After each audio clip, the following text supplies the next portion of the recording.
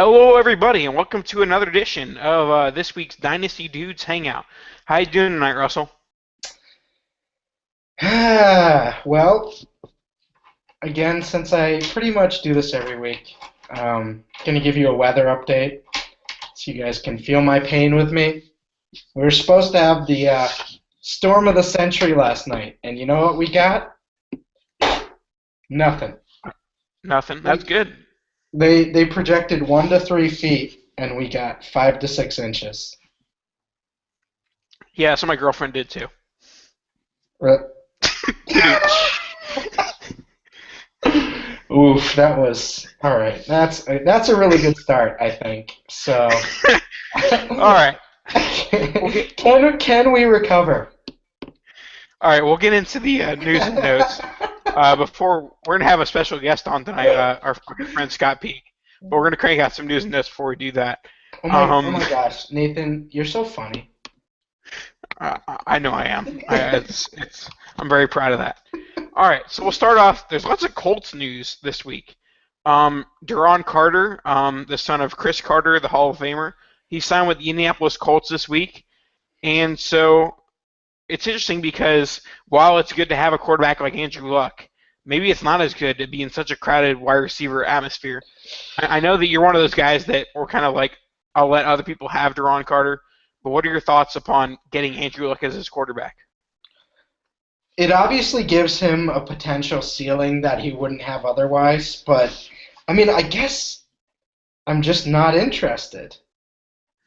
I I don't see what he's done to make everyone so excited, other than not get drafted and be tall, I guess. And his last name's Carter. And like I'm kind of more on your side than the believer side, but when I got him for free in December, I was okay with it. Yeah, And no, like if you got him for free, that's great, and that's fine. Like put him on the end of your roster, but don't go like actually offering things for him is what I mean. Like don't invest in him, you know? yeah, it's still a like a decent investment you have to make for a ceiling that I don't really even see as that high, unless he outplays Dante Moncrief, which is the chances of that are slim to none. Yeah, I can't even say I've seen him play that much, but other than Chris Carter, if he wasn't his son, he would not have a chance right now, you know? Hmm. And like he didn't really do anything in college, so I I just don't get it. And I mean, at least with like, so Carl brought up Charles Johnson on Twitter today, and at least he's been in the NFL and at least been semi-productive. So I can at least understand where people are coming from with that. But yeah, I don't know. I don't get it. All right, so the other bits of Colts news. Trent Richardson, he was suspended for the AFC Championship game, and there are some rumors swirling that he may be cut because with a suspension, his contract is now voided for next year if the Colts want it. I know that the Colts are a great situation for a running back, but could Trent Richardson benefit from being cut from the Colts possibly? Um, well, I guess. That's a great I response. I'm not sure what he would benefit from. Maybe he could go to the south and they have better food down there or something. But as far as playing football goes, I'm not sure. Uh, I'm not sure that there's really any type of upside anywhere for him at this point.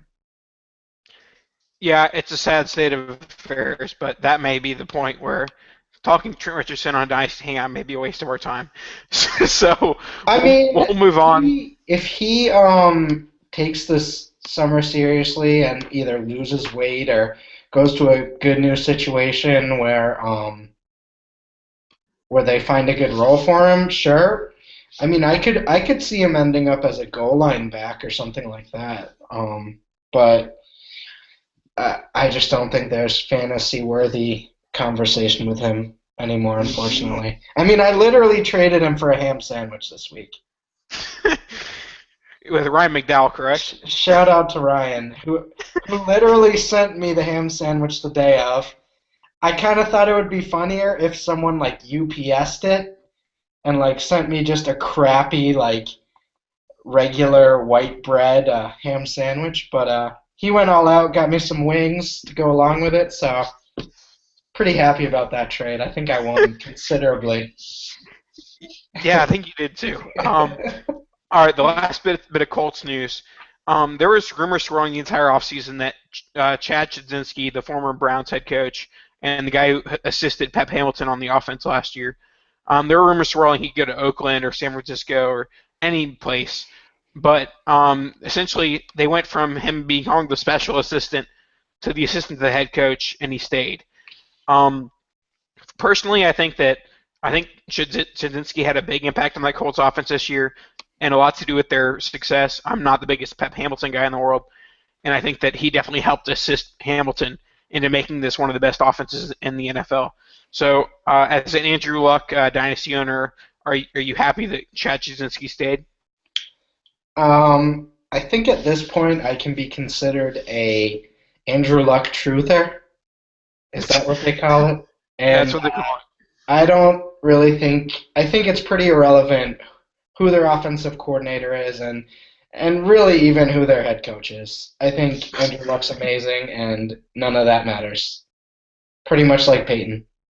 So, I mean, I think he's a good coach, and I think that's it's good to have another solid mind around him. But I think Luck and that offense would be good regardless of who the coaches are. Yeah, and the last bit before we get Scott Peak in here, there's some been optimism swirling around Justin Blackman about how he maybe has been healed from his addictions, and he could be a Jaguar in 2015. How ridiculous would that wide receiver core be with Justin Blackman? Swirling. Oh, the optimism is swirling until he gets pulled over next week. Yeah, it No, was not. like I'm hopeful that he can make a comeback, and if he can, that'd be fantastic because he's a great talent. But uh, I guess we can look at this cautiously optimistic. I mean, you don't really you're probably not buying him right. Would you say you're buying him right now? How much No, would you be willing to invest into him? A I mean, third? I mean, late A second, second? late second, Probably, early third. probably Like worth a basically, second at this I mean, point. like pretty much, I have him in, and we'll talk about this as Scott as we invite Scott on. I probably have him and Gordon ranked very similarly, and I think that Blackman has a better chance to play in 2015, obviously, but Gordon is the better talent overall. Yeah, But how wild is that? A year ago, who would have ever thought Blackman had a better chance at being on the field than Gordon? You know? yeah, yeah, When no, it's when pretty Gordon crazy. was going 1-1 in rookie mocks and probably some startups. Oof. Well, Josh Gordon wasn't a rookie last year, so I'm not Or sure what kind of not rookie mock. not startups. You know what I mean. Yeah, I mean, you can send the invite to Peak at anytime you want right about now. Um, but yeah, with Blackman, I think that if he can get a healthy Blackman, A-Rob, Allen Robinson, and Marquise Lee on the field at the same time, it's one of those situations where, okay, if you don't succeed here, Bortles, you're done. You know, like you have that crop of talent at wide receiver, and I think that's one of the big things to look at here. Like for me, like the Blackman owners, they've been suffering or they've been, holding for the last 12 months or even longer, and it's just like okay, they're going to try and live through that, especially with how they think that this can go. So I mean, I don't really see Blackman as really a buy or a sell right now, but Just something to I monitor because the talent we've already seen him be awesome. So, um, exactly. yeah, But yeah, we'll get into Gordon as we hope Scott comes on shortly. yeah. Shoot him a um, DM or something.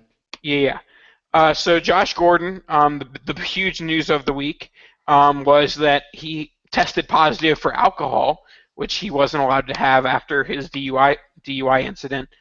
He'll be done for the year if everything holds up, which it didn't hold up last year, but well, let's just assume it does.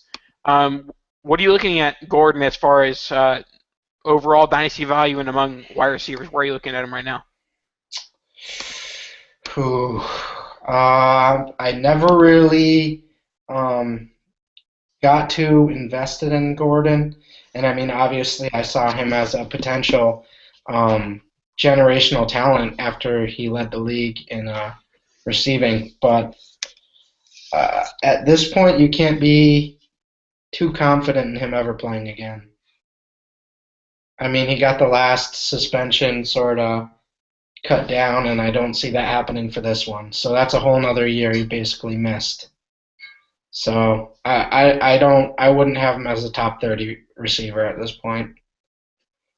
Yeah, I agree. And when I was updating my top 100 for DLF, I slid him down to like 75, and I think that sliding him down to 75 really had less 75 overall had less to do with him and more to do with looking at guys in that range. I'm like, okay, I can't rank that guy below Josh Gordon, and just because of the, I still see the upside, and I don't like you should want to turn off the upside when stuff like this happens, but it's just so hard to say, okay, but what if after this suspension he's clean forever?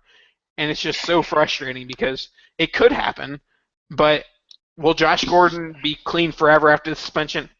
Probably not. So I mean, honestly, it's just so frustrating as a dynasty owner. Yeah, and I think, like you said, you can't drop him too much simply because of that ceiling that we've seen. So, in a not very good situation. So, you definitely can't drop him to nothing, but he definitely has value, but certainly not. His career isn't going how we hoped, for sure. All right. So as we wait for Mr. Peak, Let's um, talk rookies. yeah, well, let's talk some rookies. So we left off talking about Justin Hardy of what school is it? Tulsa, right? East Carolina. Same difference. It's all the same. So we'll move on to Stephon Diggs. And I don't know, this is one of the guys that kind of came out hot to start his college career, and he's cooled off since then. What are your thoughts on him in rookie drafts this offseason? Um, Man, he's an interesting one because before that injury that took him out his sophomore year, he was looking like a really good prospect. I mean, his freshman year was fantastic. Um, he's definitely a smaller guy. He's thinner. He's about 6 feet tall. So, I mean, there's been a lot of discussion over his weight and sort of what his actual weight is versus what they have him listed as. I've heard a lot thinner. I've heard some comparisons to like Ted Ginish after the catch, not with the speed, but sort of stiff hips, not able to make good cuts. So um, that's interesting. I was a lot higher on him than the consensus, it seemed, and I think this year was just him getting back from that injury. But it'll be interesting where he gets drafted in the real draft because I don't think there's a real consensus on him right now. I think people are all over the board. Yeah, no, I mean, I think that for a guy that was once highly ranked as like, a future first round rookie pick, a late second, early third isn't a terrible spot for him. But just a quick interruption. But we're still hanging out and training, I guess. We're trying to get Scott on, and the hangout invite didn't quite work, but hopefully I just sent Russell the invite, so hopefully we're getting things done. But anyways, yeah, no, with Bang Diggs, bang. bang bang. With Diggs, it's like most like guys who were highly touted in their freshman and sophomore year. You kind of see those as like high upside guys, but it's like even Diggs' ceiling, it's just like okay, maybe he's like a wide receiver 3, and it's just one of those things that just doesn't get you that excited.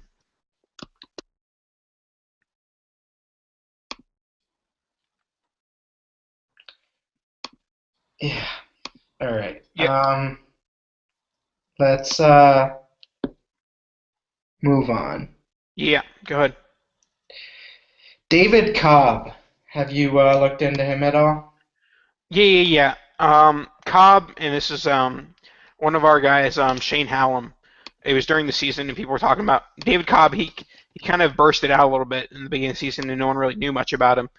And someone was like talking with him on Twitter about a Zach Stacy comparison, and I kind of see that myself. I mean, it's partially because I heard the comparison first, but he's just one of those guys. He's going to grind out yards. He's going to go in like the middle rounds of the draft, and I don't think he's like any sort of elite athlete.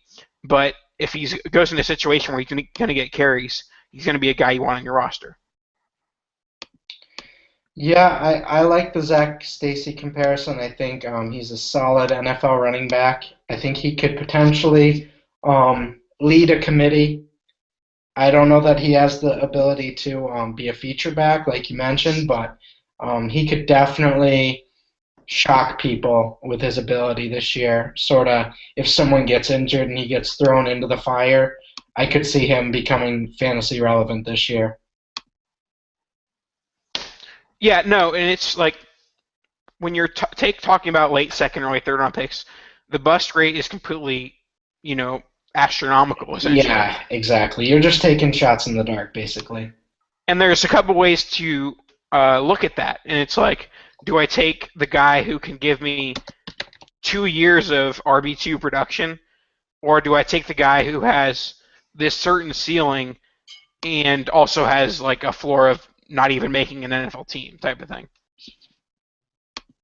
Right. I think Cobb will stick around regardless. I think he's a good player. But yeah, like you said, once we get into that third round, we all get biased by sort of each class. We tend to like players more than what they're actually worth. But I don't know. Yeah, Yeah. yeah, no, and it's like the one thing is like around like late May, early June is when those third round rookie picks are valued more than like people talk about rookie fever, and yes, it happens with the first rounds and the second round picks, but I feel like in late May, early June, we just forget that those guys in the third round, Yeah, and we forget that. they're not going to do anything. Yeah, we totally forget that, and it's like we've concentrated on those studs for so long that it just doesn't. I don't know. It's weird how you get biased into that type of stuff, but it seems to happen every year, you know? Yeah, and like I said, this back-to-back players are kind of an example of this, where you just have to talk about, okay, are you okay with going with a player who you think is kind of safe in the third round, or are you going to go for a Ty Montgomery, who he didn't really put much stats up in college, but he has some nice size, um, and I think he's worth the late flyer at this point in the rookie draft, where so many guys are gone and the bust rate is so incredibly high. It's like, okay, if Ty Montgomery's never anything, it's not like it's going to kill you. Do you have any certain like film or anything? Any thoughts on Montgomery? Ooh, yeah. This Senior Bowl and everything, people have been not ripping him apart, but he obviously has the physical ability, but a lot of people are talking about him potentially being just a kick returner and him not actually having wide receiver skills. So he's definitely someone I'm avoiding. I think he could blow up the combine, but buyer beware because I don't think the ball skills are there. And I've looked into him a little bit too, and it's concerning for sure. Yeah, no, I mean, not to compare the two because one's gonna be a first, one was a first round pick, one's definitely not. But like Patterson, that was kind of Right. one of the worries. And physically not he's not on that level, but that's sort of the type of player he is, and um it's tough to find a spot for him on your roster. Yeah. So start us off with the next rookie on the list. Um, yeah, Tyler Lockett. He is already a draft Twitter favorite. Yeah. um, he has the speed, quickness.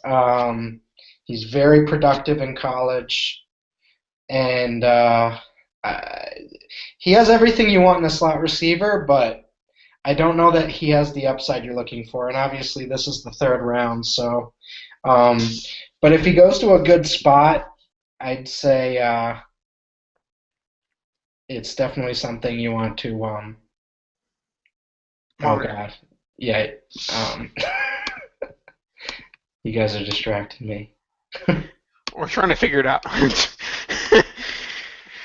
Yeah. Are you gonna do it, Tim? You gonna DM him a link or whatever? Sure. All right. Cool. All right. In the process. I'm talking. Professional. I'm talking to Yeah. him via DM. You don't have to talk to him anymore. Okay. All right. Beautiful. So I'll try and distract the world. With the next pick was Rashad Green. That was my pick, and I'm going to be completely honest with you folks. I don't remember making the pick. I woke up the next morning. I was like, I picked Rashad Green. You know, all my followers know that I'm team big wide receiver for the most part, and I would, Rashad Green's, a 5'10", 180, 185 type guy, and Oh, ho, ho, so ho. He's we're in in the business, building. folks. Good evening, gentlemen. How's it going? How's it going? It's great. Yeah, just glad to be joining two of my favorite fantasy gurus. So, We're Oh, called the dude, Dynasty Dude, Scott. the let Dynasty me hold Dudes. on. Let me hop on the elliptical real quick. Yeah, that's my only form of exercise besides chasing my 5-year-old around the house. Absolutely, yeah. No, it's a good workout. Um, so what did we want to get into, Nathan? All right, so the first thing we want to talk about is uh, recently Scott he wrote an article about on DLF saying that Todd Gurley is his 101 after the ACL surgery. Scott, you want to talk about Gurley and expectations after the surgery? Anything hampered as far as expectations, or you think he's going to come back to 100%? Yeah, I think it's always a concern when a player's injured, but at the same time, I think it's also important not to overreact, um, and that's a fine line. Um, I think that the things that I find encouraging are it was an ACL injury alone with no MCL component, so that should have moved his surgery forward, wouldn't delay his surgery, and he could get into rehab faster. Um, the ACL rupture was really not avoidable. It was a non-contact injury, so it's something that any football player can sustain at any moment. So um, because it was just an ACL rupture, and I think there's a pretty good chance that with aggressive rehab, he can come back to form, and should be. I think he should. There's a pretty good chance he should be ready by training camp. So it's generally a 6 to 9 month recovery, and he's such an elite talent that I think it's worth the risk. Wow, so you think he could be back for next year for sure? Or not for sure, but like a solid possibility of that. Yeah, I think so. I mean, it's ACL recoveries are generally average about 6 to 9 months for return to sport. Um, and that should give him sustain the injury in November, so it should give him about a good reasonable amount of time to make it to training camp. I mean, maybe he will be limited in the beginning phase of training camp, but I think there's a reasonably good chance that he could play next year. Now, what do you think about sort Yeah. of So the combine? Do you think they might try to rush him back, or he might try to rush back too soon? And how could is that like a bad thing to do? Like, obviously it's bad, but could that potentially bring a re-rupture of some sort? Well, I think I'd be surprised if he were able to do any specific drills at the combine. At this point, in his recovery, by the time the combine rolls around, he'll be about 3 months into it, and by that time, they're probably starting jogging but not sport-specific activity. So that usually occurs around 5 months out. So I really doubt that his agents are going to want him to be running 40-yard dashes and doing, 3-cone drills at that stage of his recovery. It's possible before the draft he might be able to do some level of a workout for NFL teams, but if he doesn't do very much in the way of workouts at the combine, it might cause his stock to fall further in rookie drafts, which is what intrigues me. Right, like remember Marcus Lattimore? Like even though he obviously never came back, but I remember like 5 months after surgery they had him like running and walking around to like show off to people, and everyone was getting optimistic about it, and I was like, whoa, this guy's doing this already? And it was only a few months after surgery. That was shocking to me. So. Yeah, it just goes to show you how far medicine has advanced and how surgical techniques have improved over time. I wrote an article about that at DLF a year ago on ACL surgeries and how they've improved over time, including and rehab as well. Lattimore's, it's notable, though, that Lattimore's injury was a total knee dislocation, which is a much more severe injury. It's associated with a much more, it's a much poorer outcome. And, from the time Lattimore was injured and had that total knee dislocation, I was advising against drafting him. I'm not trying to be retrospective here, but at the time, a total knee dislocation is an ACL, a PCL, and then depending upon, sometimes you can have an MCL or an LCL component injury, and that's a much more severe injury. So I think in terms of Gurley, that's another reason why I'm more optimistic. It's just an ACL without any other ligament damage by report, whereas with Lattimore it was a much more severe injury, and I think his outlook was much more pessimistic at that time. Right. Yeah. So, Scott, some may not know this, and maybe I'm making assumptions, but you seem to be one of the more risk-averse in the dynasty industry, and we talked about Josh Gordon right before you came on. What's your take on Josh Gordon post the pending suspension going on right now? Well, first of all, I wouldn't say I'm necessarily risk averse. I'm relative to value, right? Like for about the past couple of years, I've been advocating selling Josh Gordon mainly because I was seeing him being drafted ahead of Calvin Johnson and AJ Green. I mean, the guy's going 1.01 and he has red flags all over him. And to me, I was advocating at the time, don't trade him at a discount, but deal him for, say AJ Green or Calvin Johnson, so that you can pull yourself out from under the risk. With Josh Gordon, I've been advocating to sell him for 2 years now. Like I said, I sold him, in fact, in every league that I owned him in 2 years ago. And the reason why is there's red flags dating all the way back to college. And I think the thing that's a learning point in Dynasty, in my opinion, is sometimes we get so intoxicated with the talent of a player that it hits our blind spot in terms of all the red flags that have been seen since college, since their college days over time. And I think that's the case with Josh Gordon. I just think it was inevitable that he was going to reach this point, and it's imperative for dynasty owners to recognize that early so they can get out from that. They can plot an exit strategy for good value.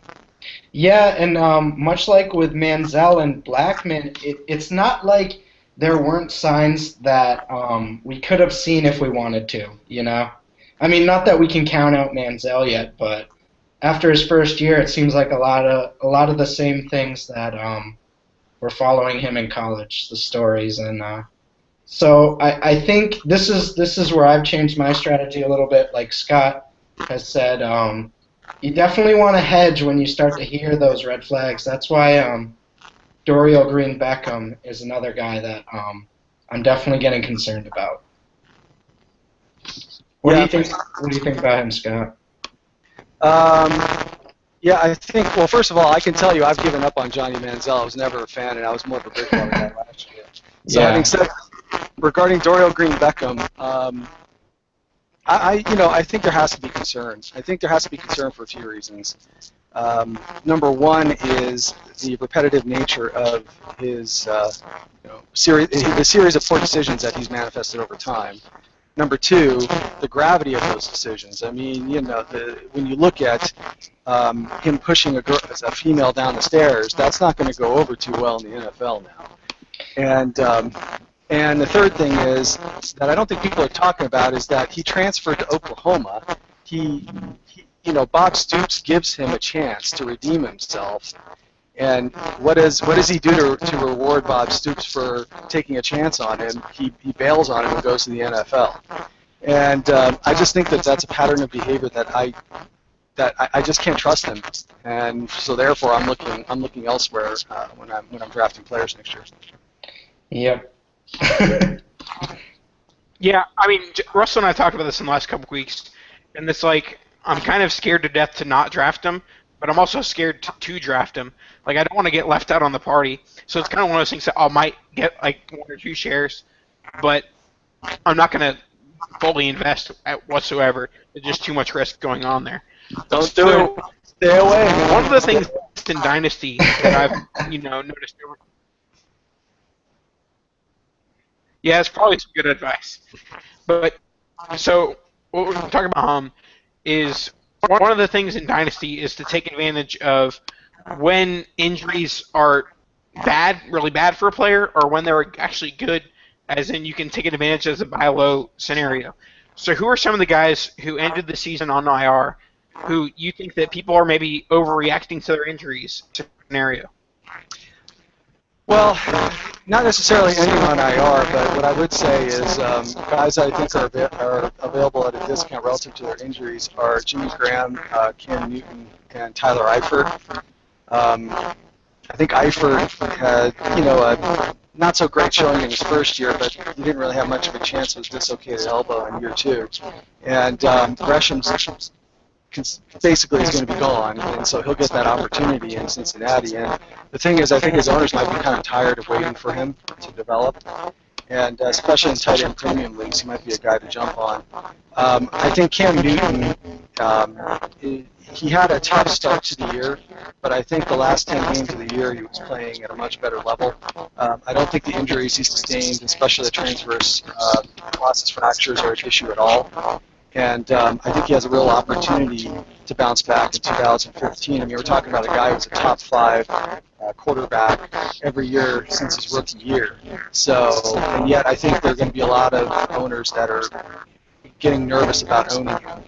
And Jimmy Graham, I don't expect the shoulder issue to be a long-term, a long-term injury for him. I think he'll recover from that. And he had what's perceived as a quote-unquote down year, even though he finished as the tight end too. So I think he still is. I think he'll be available at a discounted price because of his injuries.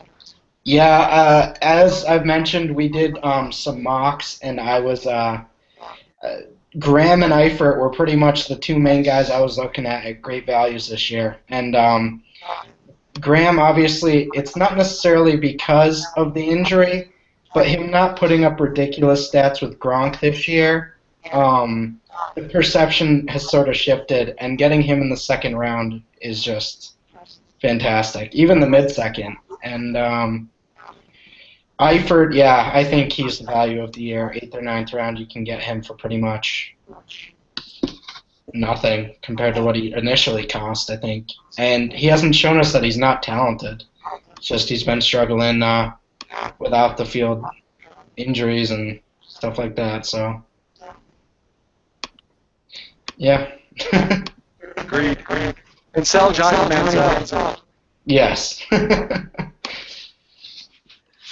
Yeah, that has nothing to do with an injury. Obviously, Johnny Manziel. It's all along with Gordon and Beckham and all that good stuff. But yeah. So I agree with Graham. I'm a little worried about because I'm not sure whether, and it's kind of weird because when someone doesn't miss a game, it's kind of hard to tell whether it's an injury or not. Because like if an injury is really bad, the player's going to miss the game more often than not. But yeah, Jimmy Graham, it's an interesting case. Newton, I think his back was torn up the entire year, and then he did have that car accident, which made it even worse. So it'll be interesting to see how he recovers from that. And Tyler Eifert, this is the king of the Tyler Eifert fan club right here. If anybody's discounting him because he had that season-ending elbow surgery, then I'm definitely buying. But yeah, see weird feedback on your headphones right now. Maybe it might just be me and Russell. But okay, it looks Is like that he's got better? a DM or something. Yeah, that's better. Yeah, I just took off my headphones, so maybe there's some kind of strange feedback. Is that better? Yeah, we're good. Yeah, much better. All right, so you had Graham, Newton, and Eifert as your guys to buy low if people are discounting because of injury. What's on the other end of the spectrum? An injury and they aren't reacting enough from it.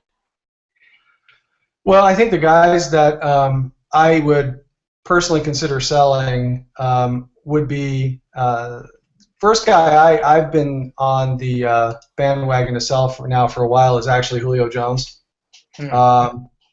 And he's another example of a value transfer.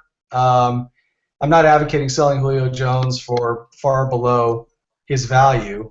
I think if you can sell him for AJ Green or even Odell Beckham, I would absolutely make that move because we're talking about a player who does have a history of injuries. He hurt his hip last year. But that's not the primary reason. He broke the same bone in his foot twice in 2 years. And if that breaks again, his dynasty value is going to go from a top 5 startup pick to very close to 0. And for my money, I would make the lateral move to AJ Green or Odell Beckham or something like that. I would not sell him for Torrey Smith, but I think. Yeah. Dynasty owners have to think about that because, if that foot gets broken again, his value is going to go very, very, very far down. Victor Cruz, definitely. I don't know how much you can get for him, but I would definitely sell him. Patella tendon ruptures are no joke, and I think there's not a whole lot of data on them because they're not that common, but the data that does exist is not encouraging, and. Wow, so I'm not very optimistic about him. One guy I cannot stand is Jonathan Stewart. So please, God, if there's one thing I can get. Don't tell Eric Carter. Yeah, please. Eric and I have had this discussion before. This is the window of opportunity. This is the last window of opportunity to get out from this guy. Please, God, anybody who owns him, sell him now. Oh, man, and it's like he looked so good, and in all those years of dynasty expectations, and then he started sneaking into the 8th or 9th round, and I'm like, can't do it, bro. I gotta let you go. If you can trade him for a 2nd round pick, and click accept. Stat. Noted. Yeah.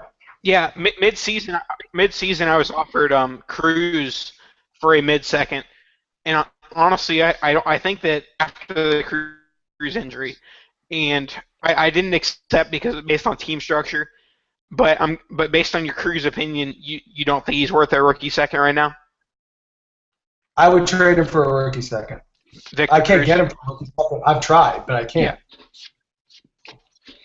Wow. Okay. So this is interesting because I was sort of looking at Cruz as a buy low, just not even looking at the injury, just looking at potential situation next year.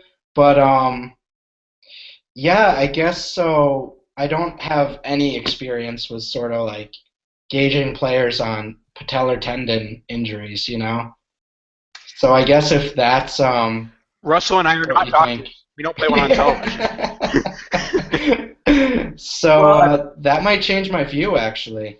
It depends how low you can buy him for. I mean, if somebody's going to give him to you for a 4th round rookie pick or a late third, sure, maybe. But I don't know. If I could get a second for him, especially mid to high second, sure. I mean, I think you can get a better wide receiver in this year's draft that doesn't have the baggage of the patella tendon rupture. Right. Yeah, and it's kind of cooled down, but the age of the concussion is still upon us.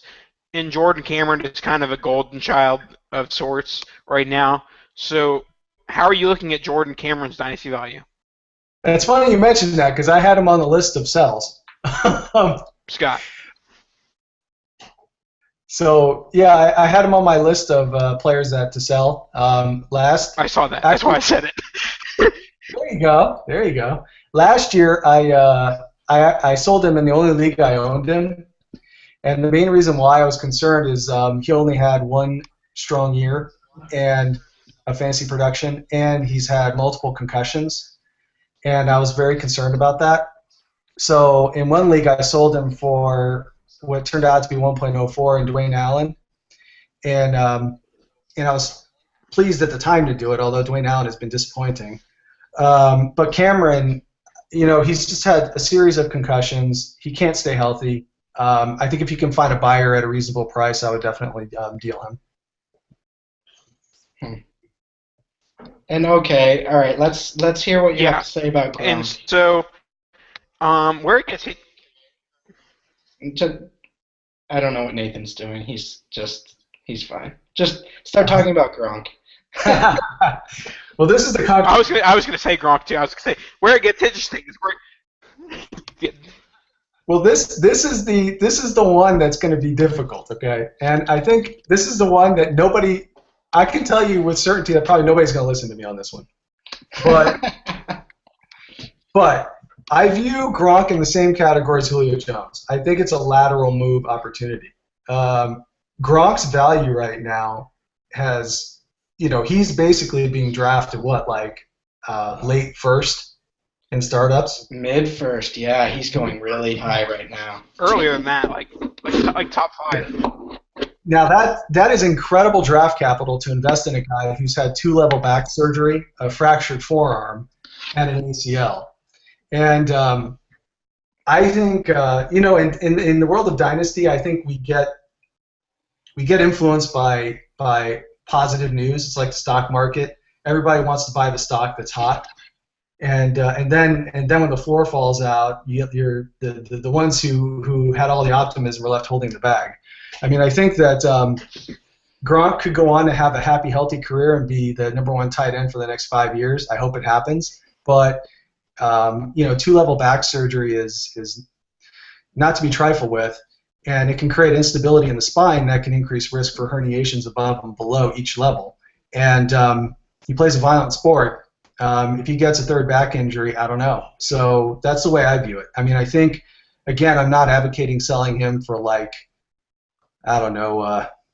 Jordan Cameron or Dwayne Allen. But I mean, I think we have to remember that even though he had a very good year this year and a healthy year, he's had 2-level back surgery, and that's not going away. So I think owners have to think about that, because once the injury happens again, his value is going to fall through the floor again. And okay, so say Gronk gets another major back injury. These doctors that sort of evaluate him, would they start looking at long-term effects, sort of post-football, when they're saying if he's okay to go? Because I mean, if you have 3 back surgeries, major back surgeries, by the time you're 26, 27. Your post-football career is probably not looking too bright. Well, it may be difficult when they retire. You may not be feeling so hot, but do you think they take that into account at all, or not really? Probably not. I mean, I think to some degree, I think any good doctor would discuss with him the risks long term. I'm sure they do have that discussion, but I also believe that if he has a disc herniation and he has another microdiscectomy surgery, which is it's invasive, but it's minimally invasive, and he comes out of it with flying colors, he may in fact get cleared to play football again. It's certainly possible. I think they're going to they would certainly have that discussion about long-term impact, but I think that if he recovered from surgery well, he could conceivably return to football. Yes, how he would play, that's the question. And would he have any lingering issues in terms of back pain and things like that? That would be a problem for him. I mean, there's literature out there that's published that shows, that athletes who have, multiple back injuries, have shortened NFL careers. So it exists. Right. So one of my favorite guys who's coming off the IR, and it's interesting because I'm not really sure where to price him as far as in a trade or even in a startup, but Stephen Ridley, he's coming off IR and he's projected by most to leave the Pats. What are your thoughts on Ridley coming off the injury and then a possible, you know, removal from New England? What are your thoughts on him in Dynasty? Well, I think there were, he had an ACL and an MCL, so I think he can recover from that. It happened early enough in the season that with a good surgery and aggressive rehab, I think he could be a usable asset in 2015, barring any unforeseen complications. I think it can only help his dynasty value to get out of New England. He's only had one high-level fantasy year there. I think it was 2012 in 4 years. So it can only help him to get out of New England. I guess it just really depends where he ends up. Yeah, I think he sort of got an unfair. Yeah, and that's where I think that. Oh, okay. All right. I don't know. Russell and I keep on interrupting each other. Let's talk about Russell. Nathan. Go ahead. Okay. Let's talk about fringe roster guys. Some of these guys, like Dennis Pitta, what do you think about him? Not that optimistic. Yeah, hips are not not good. I would sell on the news. Any good news that comes out saying, hey, I feel like I'm selling everybody. Maybe I am risk averse, but Pitta, it's just you have to look at the guy as he's had 2 hip dislocations in the same hip 2 years in a row, and of course, if there's going to be, you're going to get the reports that they're going to be rosy reports. He's going to say, I'm doing great. The doctors are going to say, yeah, he's looking good. He's going to be cleared for football. If you can get rid of him at that point, just do it. I mean, that's my opinion. I think I felt so hard for David Wilson this summer, and just those rosy reports like you were talking about, I was all in on him. I was like, yeah, he's back, baby. And he wasn't back. He was done. Actually, I wrote an article on David Wilson about cervical neuropraxia, so on DLF. I probably should have read that then. I think I was blinded by the David Wilson light, though. So any negative, I didn't want it. Well, if it helps, I drafted him in one league, and that turned out obviously not very good. Yeah. So another one would be Colt Lyerla. Yeah. So. Well, he can't. His price point can't get any lower. I mean, I think he could probably be available as a free agent. Talented guy. I'm not confident that he's going to get his life together, but if his price point is so cheap, might as well, if you have a roster spot, pick him up. I don't think he's going to make it though. I don't have very much confidence that he's going to be a usable dynasty asset. Yeah, no, it's one of those things that I think that the off the field than the injury, but it was kind of just we were asking your opinion on his ability to recover. But it sounds like you're much more worried about the off-field issues and the ability to sign with the team and the fact that than his injury. Which the one thing that was just kind of frustrating as dynasty owners is like when you have an UDFA. It's like, okay, his rookie year is his time to prove something, and he just couldn't do that with the injury. Yeah, and that would be a reason to pick him up. No, okay, the last pair of rookie. I think that would be a reason to pick him up because, maybe the injury kind of interfered with his ability to showcase his skills. And like I said, his value can't get any lower right now, so I don't think it would cost hardly anything to pick him up. Yeah, absolutely. He's probably on a lot of waiver wires at this point. We obviously know the skill set's there, but he's just another guy that high upside, but again, that risk is there for the off-field concerns. So, well, pick him up, and then if he starts showing something in training camp next year, and somebody gets really excited about him, you could flip him for a pick. Absolutely. Yeah, that's definitely the move with him.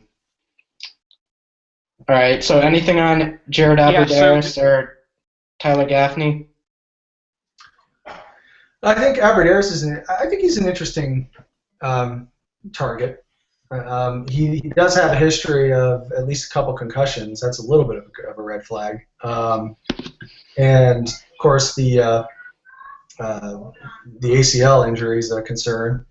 But again, he's one of these players who I don't think that his upside is anything more than as a wide receiver 3, but he's in a great offense, and looks like Jared Boykin's probably gone.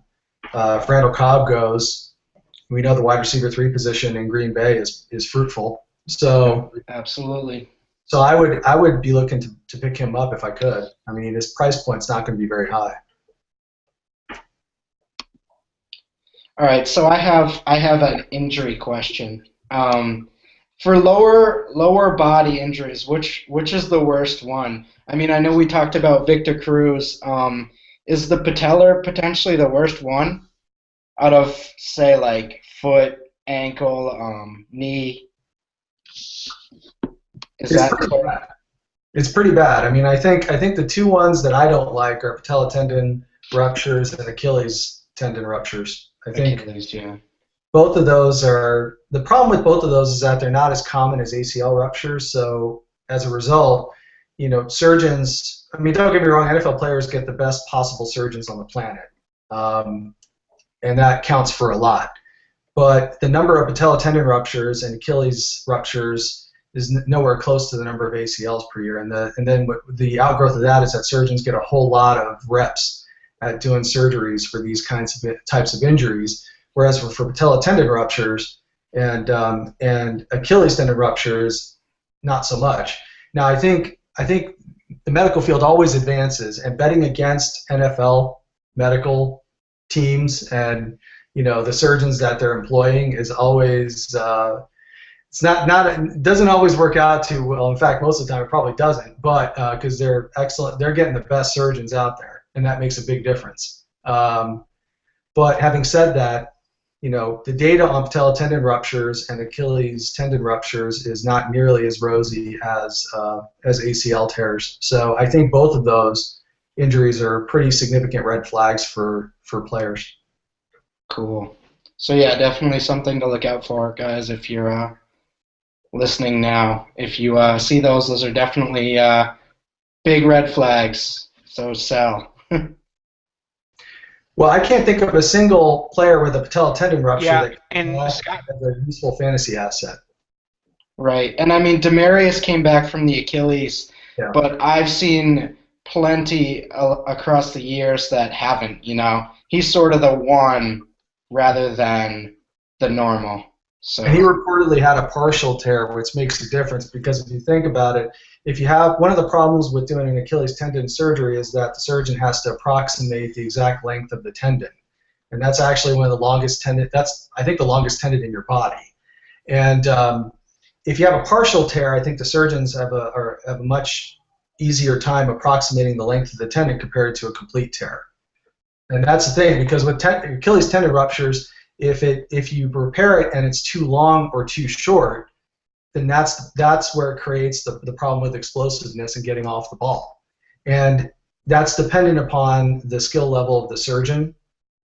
And really a lot of it is you cross your fingers and hope the player comes back and that tendon is exactly where it needs to be. Because if it's Dan Marino ended his career because of an Achilles tendon rupture, and when it was repaired, it was a little bit too long, and then it created problems with him being able to move like he used to. And so I think a lot of that is really dependent on the surgeon and to some extent luck. Yeah, so I mean, it's important for all Dynasty Dudes listeners and DLF readers. Anytime there's a major injury in the Dynasty world, Scott pretty much covers it for DLF. So I'd definitely be reading Scott's article as much as you can, because it definitely educates me when I'm, like, honestly, I was a little worried about read the Scott, a little less worried. So tell the listeners where they can find you on Twitter and whatnot. I'm on Twitter at Scott, SCOTT _Peak, PEAK. Yeah, just hit me up on Twitter anytime.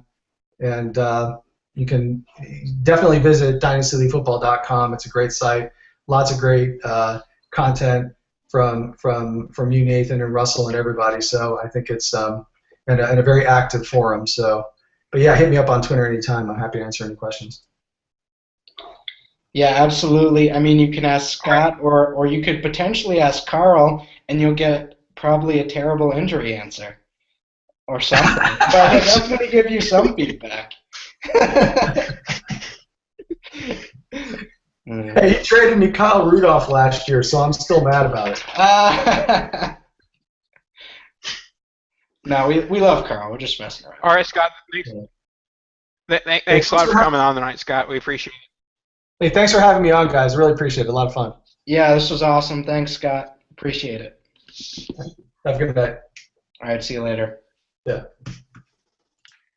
All right, Nathan. We sending them All off? right, so we'll wrap up the we'll wrap it up here. As always, you can find myself, Nathan Powell, on the Twitter at @npowellff, and you can find me on Dynasty League Football and Project Roto and Sportable. So Russell, sign us off here, kid. You can find me at on Twitter at @ffrussellclay. You can also I do a little writing for Stance.com. You can check me out there. Follow the links when I post them, and go vote on some random stuff if you want. And yeah, we obviously write for DLF. We got some good rookie stuff. If you need any scouting reports or all that for college or the 2015 rookies, we got you covered. This is not a basketball hangout. Let's get this straight. Valid point. Valid point. All right, guys. Well, thanks for listening tonight, and thanks for tuning in for Scott Peak. And if, like you said, if you have any questions for him, shoot him over on the Twitter. And thanks for tuning in tonight, guys. We'll see you later.